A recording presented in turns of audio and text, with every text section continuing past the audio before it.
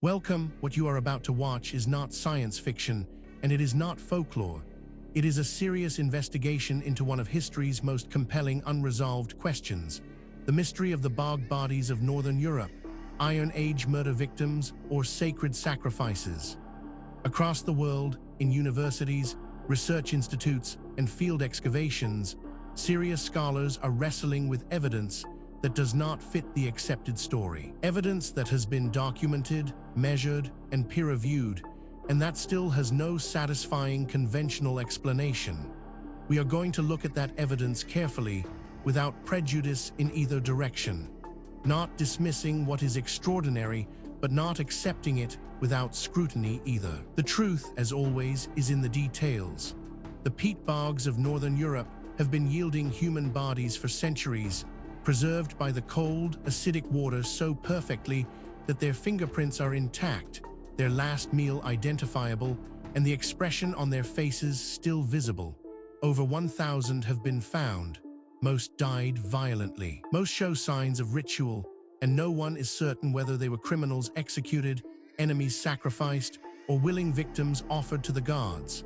Tollund Man, found in Denmark in 1950, died by hanging. The rope was still around his neck. His expression was peaceful, almost serene, the face of a man who had not struggled. He had eaten a carefully prepared meal of grains and seeds before his death. Lindow Man, found in England in 1984, was struck on the head, had his throat cut, and was garroted, 3 separate methods of killing applied to one person. Grauballe Man's throat was cut so deeply it reached the vertebrae. These were not casual deaths. Something very deliberate was being done to these people. Was it punishment or was it prayer? This is where our investigation begins. Stay with us, because the further we go into the evidence, the more extraordinary it becomes. The story you think you know is only the surface. Beneath it lies something far more remarkable. Let us begin. Before we examine the specific evidence, we need to step back and understand the context. This case does not exist in isolation.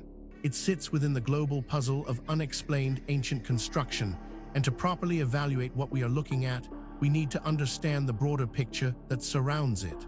Archaeology is, by its nature, an incomplete science. We find only what survives, and what survives is determined not by importance, but by durability. Stone lasts, wood rots, metal corrodes, ceramics endure. The written word survives only if it is inscribed on stone or baked clay. Papyrus and vellum are hostages to humidity and fire. This means that every picture of the past, assembled from archaeological evidence, is a distortion, biased toward the materials that happen to last, rather than the activities that define the culture. With that cave in place, the structures that do survive from the ancient world are sometimes inexplicable by any conventional model of the societies that built them. We find stone blocks weighing hundreds of tons, fitted together with tolerances measured in millimeters, transported from quarries dozens of kilometers away, and raised to heights that challenge modern cranes. We find astronomical alignments so precise that they track the movements of specific stars over periods of thousands of years. We find architectural proportions that embed mathematical ratios, pi, phi, the Pythagorean theorem, in civilizations that supposedly had no formal mathematics. The challenge these structures pose is not engineering alone. It is conceptual. How did people without our tools conceive of projects on this scale? How did they solve the organizational problems of feeding and coordinating tens of thousands of workers over decades? How did they transmit technical knowledge across generations without standardized notation? The buildings stand as proof that they did it. The question of how remains genuinely open. This context matters because it tells us something important. What we are about to investigate is not an isolated curiosity. It is part of a pattern that researchers in multiple fields have been independently documenting for decades.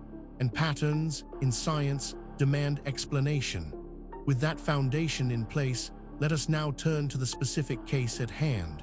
Now we reach the heart of the matter. The core evidence surrounding the bog bodies of Northern Europe, Iron Age murder victims or sacred sacrifices, is more extensive more verified, and more troubling for conventional explanations than most people realize. Let us walk through it systematically, fact by fact, and allow the evidence to speak for itself. We are not going to speculate here. Every point that follows is documented in peer-reviewed publications, official archaeological records, or government archives that are publicly accessible. The question is not whether these facts are real. The question is what they mean. Consider this first extraordinary detail. More than 1,000 bog bodies have been recovered from peat bogs across Denmark, Germany, the Netherlands, the United Kingdom, and Ireland, with the majority found during commercial peat cutting in the 19th and 20th centuries. Preservation is a consequence of sphagnum moss acid and cold water, which tan the skin like leather, dissolve bones over time, and inhibit bacterial decomposition. The result is bodies that retain soft tissue, hair, stomach contents, and facial features across 2,000 or more years. This single data point, if taken in isolation, might be set aside. Anomalies happen. Instruments malfunction. Researchers make mistakes. But as we continue, you will see that this is not an isolated anomaly. It is part of a consistent and documented pattern. But that is only the beginning. Researchers also discovered Tollund Man was found in a Danish bog in 1950 and dated to 400–300 BC. He had been hanged. A plaited leather rope was still knotted around his neck. His body was placed on his side in a sleeping position, and his expression was calm, indicating he had not struggled at the moment of death. His last meal, consumed 1 to 12 hours before death, was a porridge of barley, linseed, and knotweed. He is now on display at the Silkeborg Museum in Denmark. Now, a skeptic might propose an alternative explanation for this, and that is entirely reasonable. We should always test alternative explanations before accepting extraordinary ones. The problem is that the alternative explanations, when examined carefully, create more problems than they solve. The mystery deepens when we examine. Lindow Man was found in Cheshire, England in 1984 during peat extraction and dated to approximately 2 BC 119 AD. He is notable for having been killed 3 times, what forensic analysis identifies as overkill. He was struck on the head with a blunt instrument, had his throat cut, and was then garroted. His stomach contents included mistletoe pollen, a plant with documented sacred significance in Iron Age Celtic religion. He was deposited face down in the bog. This is where the conventional account begins to strain. Each individual fact might be dismissed or minimized in isolation. But the cumulative weight of the evidence is another matter entirely. Perhaps most remarkable of all, Grauballe Man, found in Denmark in 1952 and dated to approximately 290 BC, had his throat cut in a single deep wound extending from ear to ear, penetrating to the vertebrae. Unlike Tollund Man, he showed no signs of a ritualistic deposition. He appears to have been thrown into the bog. His last meal was a porridge of over 60 plant species. Isotope analysis indicates he grew up in the local area. He is on display at the Mosgard Museum in Aarhus. Researchers who have examined this evidence have described it as genuinely difficult to explain within the accepted framework. These are not fringe commentators. They are credentialed academics publishing in mainstream journals, raising questions that the field has not yet satisfactorily answered. Then there is the matter of the Roman historian Tacitus. Writing in his ethnographic work, Germania in 98 AD, describes the punishment practices of Germanic tribes, noting that cowards, traitors, and those who had committed shameful acts were thrown into bogs and held down with hurdles. This textual source is the most frequently cited ancient evidence for a punitive interpretation of the bog bodies, though Tacitus was writing from hearsay and may not have accurately represented all the cultures whose people ended up in bogs. What makes this particularly significant is its independence from the previous points. This is not a case of one theory requiring another. These are separate lines of evidence converging on the same uncomfortable conclusion. Adding to the enigma is this finding. Analysis of the last meals preserved in bog bodies' stomachs has revealed patterns that suggest deliberate ritual preparation rather than ordinary eating. Several bog bodies consumed meals containing mistletoe, a plant with no nutritional value that was sacred in both Celtic and Germanic Iron Age religion. Others consumed grain porridges made from a wide variety of species, including ergot-infected grain, which produces hallucinations. The specificity and unusual composition of these last meals implies they were not ordinary food, but a final ritual act. Taken together, these facts form a pattern that cannot be explained by coincidence, misidentification, or methodological error. Each piece of evidence has been examined by skeptics. Each has been subjected to alternative explanations. And in each case, the alternative explanation falls short of accounting for everything that has been documented. We are left with a body of evidence that demands explanation and an accepted narrative that does not provide one. This is where serious inquiry begins. Now that we have established the evidence, we need to examine the theories that researchers have proposed to explain the bog bodies of Northern Europe, Iron Age murder victims, or sacred sacrifices. This is where the debate becomes most intense, because the theories reflect not just different interpretations of the same evidence, but fundamentally different assumptions about what is possible and what the past looked like. Understanding these theories is not just an academic exercise. Each one has been championed by serious researchers with genuine credentials, and each one captures something that the others miss. The truth, if it is ever established, will likely draw on elements of several. The first major explanation proposed by researchers holds that Peter Glaub, the Danish archaeologist, whose 1969 book, The Bog People First Brought the Bodies to Wide Public Attention, proposed that the bog bodies were sacrificial victims offered to the fertility goddess Nerthus, whose cult is described by Tacitus. The peaceful deposition of some bodies, the ritual last meals, and the seasonal pattern of deaths, many occurring in winter or spring, the traditional times of agricultural ritual, all support this interpretation. The main objection is that not all bog bodies show ritual care. Some appear to have been disposed of hastily. This interpretation has significant academic support and is backed by substantial evidence, but it is not without problems. Critics point out that it requires assumptions that go beyond what the evidence strictly supports, and that key predictions of this theory have not been confirmed by subsequent research. It remains contested, and the contest is productive.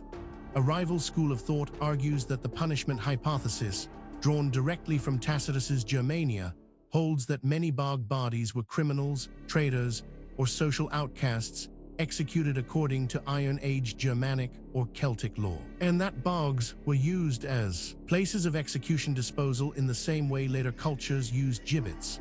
Bound hands, signs of prolonged restraint, and evidence of pre-mortem injury in some bodies support this reading. The main objection is that it does not account for the elaborate ritual care shown to bodies like Tollund Man. This theory is controversial, and deliberately so. Its proponents argue that the evidence demands an explanation outside the conventional framework. Critics counter that extraordinary claims require extraordinary evidence, and that the evidence presented, while suggestive, does not yet meet that standard. The debate continues in peer-reviewed literature. Perhaps the most unconventional theory suggests that some researchers, including those who conducted isotope analysis of Lindow Man, have proposed that certain bog bodies, particularly high-status individuals with no signs of restraint or struggle, were willing sacrificial victims who underwent ritual death voluntarily, possibly as religious specialists or rulers performing a sacred role. The overkill pattern, multiple simultaneous death methods, would in this view represent a ritual that was not punishment, but was a form of intensified sacramental offering. What is striking about this debate is not merely that experts disagree, that is normal and healthy in science. What is striking is the quality of the disagreement. Serious researchers, working from the same body of evidence, reaching genuinely different conclusions. That level of fundamental disagreement, when it persists over decades, is a signal that something important has not yet been understood. The question is not which of these theories is right. The question is whether any of them is right, or whether the truth is something that none of the current frameworks has yet been able to capture.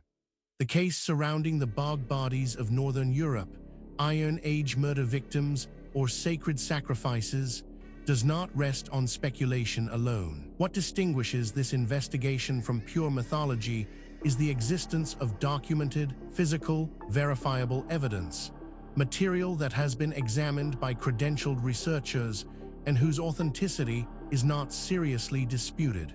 What is disputed is its interpretation.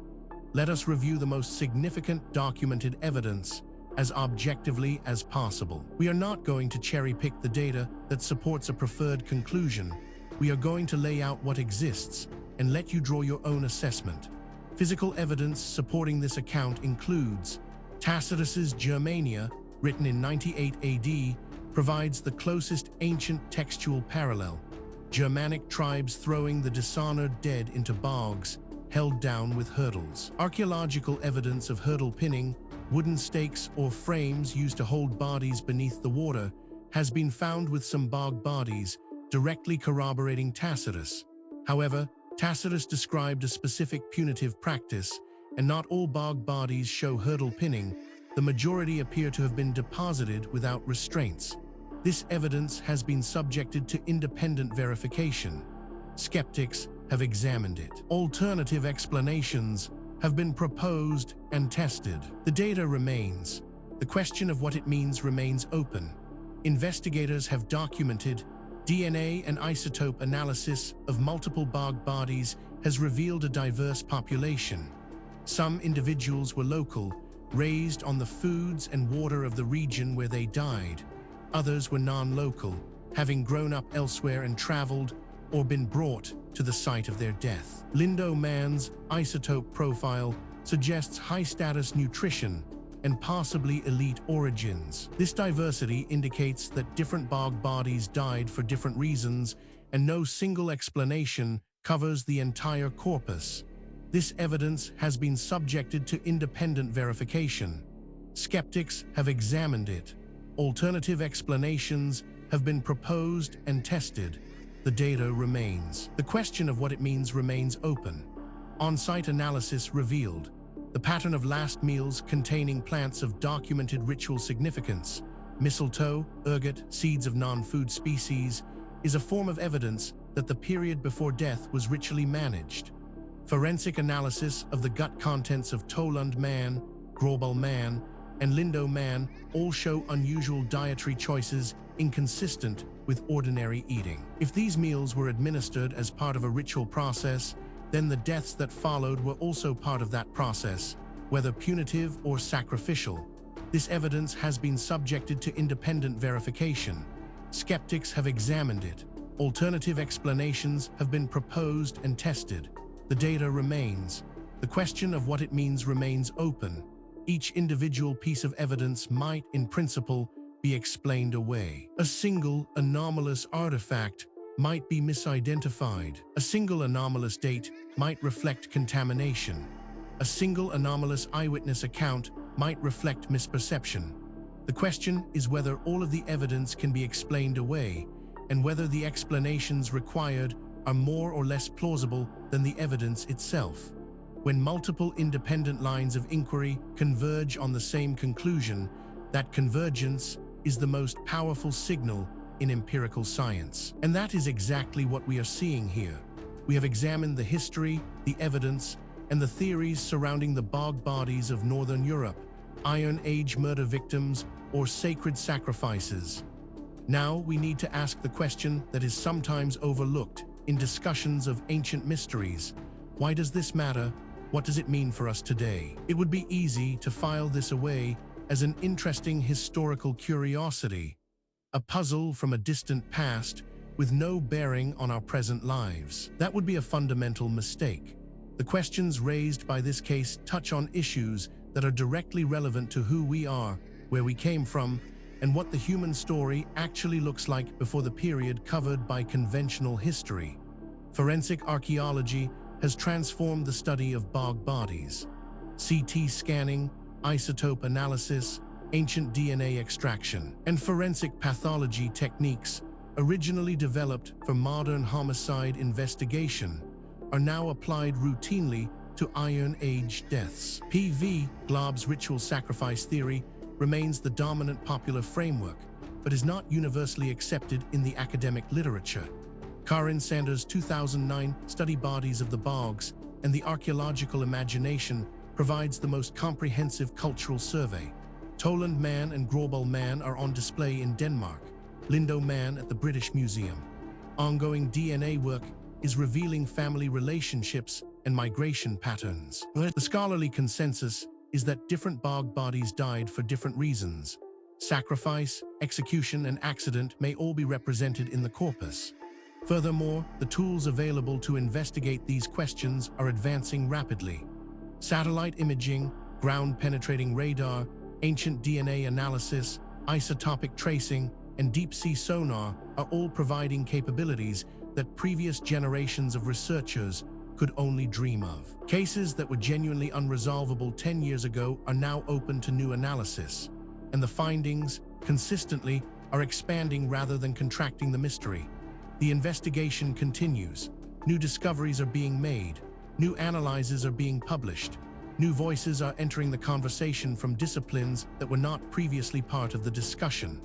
The answers, when they come, and they will come, will not merely solve a historical puzzle. They will force a fundamental revision of assumptions that underpin our entire understanding of human history and human potential. We have now walked through the complete case of the bog bodies of Northern Europe, Iron Age murder victims or sacred sacrifices. From the historical record, through the physical evidence, across the competing theories, and into the modern significance of what remains unresolved. What the story of bog bodies ultimately reveals is not just a historical puzzle. It is a mirror. It reflects our assumptions back at us, our assumptions about what ancient people were capable of, about how knowledge is gained and lost across the centuries, and about the relationship between what we know and what we merely think we know. The evidence presented in this documentary is real. The questions it raises are genuine. The debate among researchers is ongoing, and that is healthy. Science is not a set of conclusions. It is a process. And the process requires that we remain open to evidence that challenges what we thought we knew, however uncomfortable that challenge might be. If you came to this documentary as a skeptic, we hope the evidence gave you something to think about. If you came as a true believer, we hope the critical examination gave you a more nuanced picture. The truth, as always, lies in the evidence, not in what we want to be true. Thank you for watching. If this investigation sparked your curiosity, please subscribe to the channel. We publish new documentaries every week, covering the full range of historical mysteries that the mainstream has not yet adequately explained. Leave a comment below telling us which case you want us to investigate next. The conversation continues. The investigation never ends.